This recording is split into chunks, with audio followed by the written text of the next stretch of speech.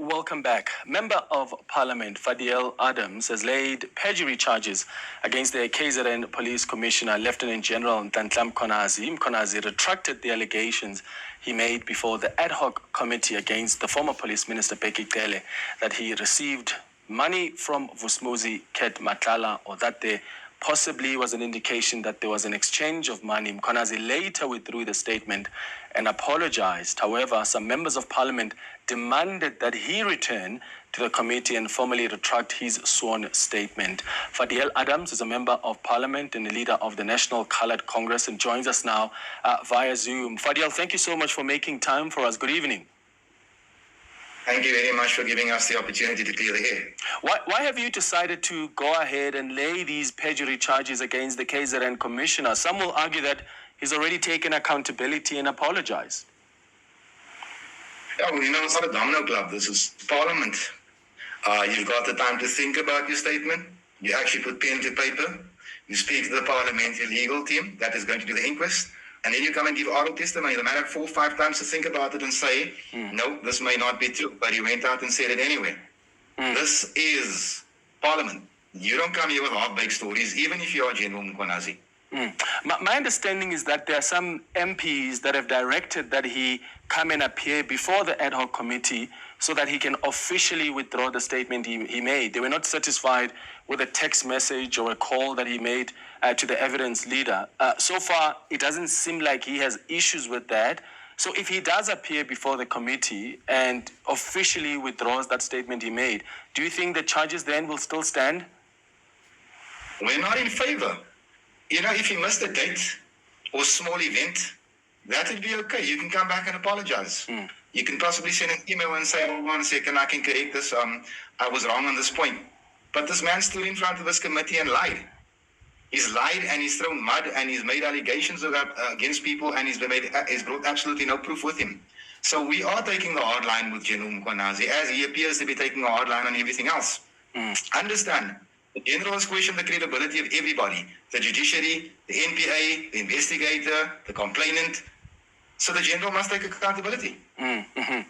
Is this personal for you? I mean, the KZN Commissioner has called you out for how he believes you mishandled classified information. This could be seen as revenge from your side and not so much to do with the cleanup in the SAPS as you have suggested. Let me tell you on the record, I can't hold a grudge. But this is not about me. This is much bigger than me. This is bigger than all of us. This is about the total control of the South African police services. And we believe that there is a band of criminals that is running the South African police services. And we stand in defense of the boys in blue. Will you be testifying before the commission, especially given that you have information that was leaked to you about the behavior of crime intelligence officers? It would be highly suspicious if I was not called to this commission, because I've got things to say, and I can back up what I say. I'm not coming here like an honorable general making allegations, dressed in camouflage. I'm coming here to tell the truth, and I've got documentation to prove a lot of what I say. The commission will make its own findings. I'm not here to influence it. I've been relatively quiet on the issue, but General Mkhwanazi has raised more questions than answers. And let me tell you what I think, if you'll allow me. He called that press conference on the 6th of June and he made 3 big points. The one was the 121 dockets that he alleged that General Sabia had taken unlawfully. He accused General Sabia of leaving it in his office to gather dust. When the pudding was tasted and tested, it became clear that the last time those dockets were handled was in 2022. The dockets, in actual fact, had gathered dust on Mkhwanazi's watch. Number 2, the PKTT. He accused the minister of illegally or unlawfully disbanding it. I'm not sure if I'm using the right terminology, but he had a big issue with the disbandment of the PKTT. On the 5th of March, the parliamentary portfolio met. General Kumalo, who is the accused in the cases that I've laid, he is before the courts. He did a presentation. He gave us a slideshow. At round about the 49th minute, he made the admission that we've had only one politically motivated death in KZN this year, i.e., we no longer need this unit, not at a cost of 100 million rand a year. General Mkhwanazi was in that meeting. He did not object. So outlies that allegation as well. If he felt that strongly, here was his chance to say, I disagree. I'm the commander of this unit. This is not how it should be. He was quiet.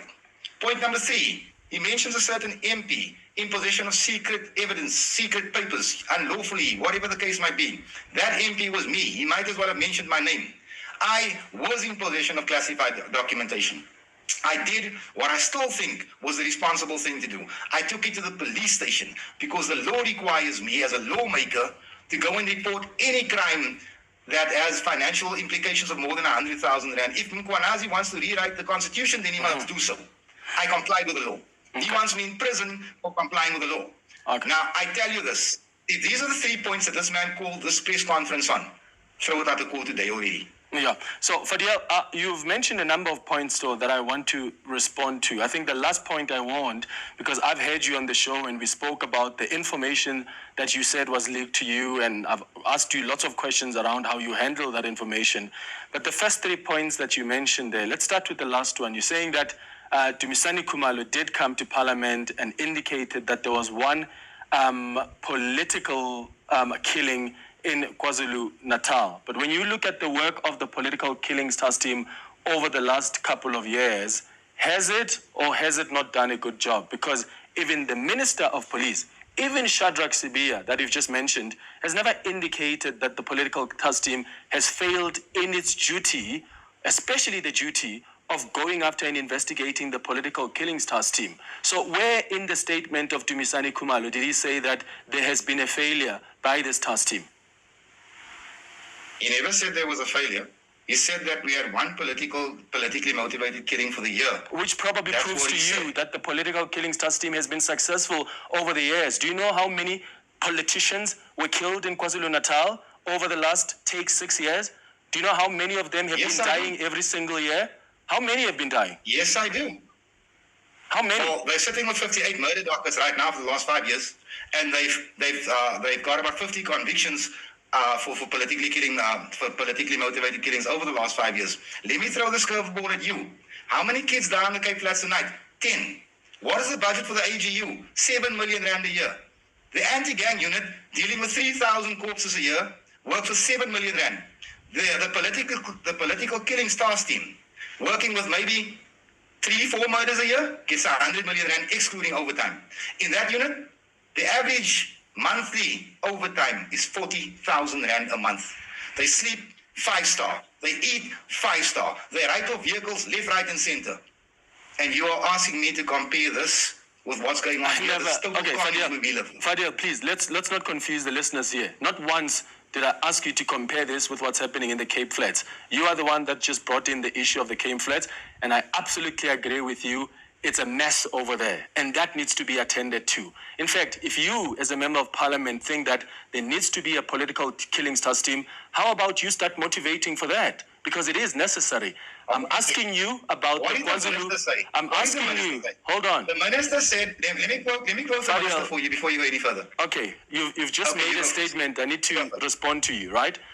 I'm asking you about the political killings task team. I'm putting it to you that the reason you've had one, as you indicate that it is what Dumisani Khumalo has said, that should be able to prove to you that actually the work that they've been doing is succeeding. Because 5 years from where we are right now, the situation was completely different.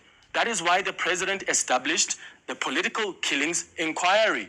That is why the chairperson of that inquiry, at the end of that long period, decided that we probably need a specialized team that can deal with these killings because it was a crisis. You are telling us now that one person was convicted. And I'm suggesting to you that that speaks to the success of the task team, which Shadrach Sibia and even the Minister of Police that you have quoted earlier don't seem to contradict. You've just made my answer. You just made my argument for me. It was needed. Was being the operative word. If you listen to Khumalo himself, he says that we don't need this task team anymore. You said he didn't say that. You said, I asked you. I said IE. You're not listening, sir. Earlier on, I said to you, where in the statement of Dumisani Khumalo did he say that the political killings task team is not needed? You said he didn't say that. If you go and check the minutes, maybe I didn't hear you right. He says we've had one killing this year and it's no longer needed. It's there. So that's around about the 52nd or 53rd minute. So my question is, why is the PKTT being thrown at us as if it's going to save this country. I'm telling you now that, yes, we needed the PKTT. Have they done sterling work? I think they did an okay job. I think they did. We're down to 1 murder a year. But we've got 58 outstanding dockets. We've got 130 people working that at 100 million rand a year. Now, I want to give you context to why I'm so opposed to this. You refuse to listen to the context. I'm telling you that if you come to the Cape Flats, an area the size of Durban, not KZN, we're dealing with 3,000 dead bodies a year. But it doesn't matter, because these are colored boys and girls. It doesn't matter. Now, when the minister steps forward and says, I want to give everybody more resources, look at the death toll in the Cape Flats. How can I not support that? But that's not the reason the minister has given for actually disbanding the political killing system. And even if that becomes the reason he gives, there's a process that you follow before you disband anything. Before you even take a decision that this thing is unnecessary, you actually get a report first. Did the minister get a report on the success, the functionality of the political killing system? Right there. The minister did say so. You've not been watching the ad hoc. However, on the issue of the disbandment, after listening to the DM today, I'm asking myself, could the minister have handled it better? And I have to say yes. He could have been more consultative, irrespective of the fact that I do agree with him. He should have included the DM. He should have had a longer discussion with the NASCOM. He should not have spoken to Mkhwanazi, because as per protocol, Mkhwanazi must speak to an MEC. He doesn't speak to the minister. That's not how it works. But that's precisely what has always been the issue with the decision of the minister. Nobody says the minister is wrong for wanting to try and ensure that even in the Cape Flats, you've got specialized units that are able to respond to the crime levels there. If you've been listening and watching the committee, you'll see that the questions have been focused on the process that the minister has followed. That's why even the deputy minister today was asked extensively about the process the minister followed.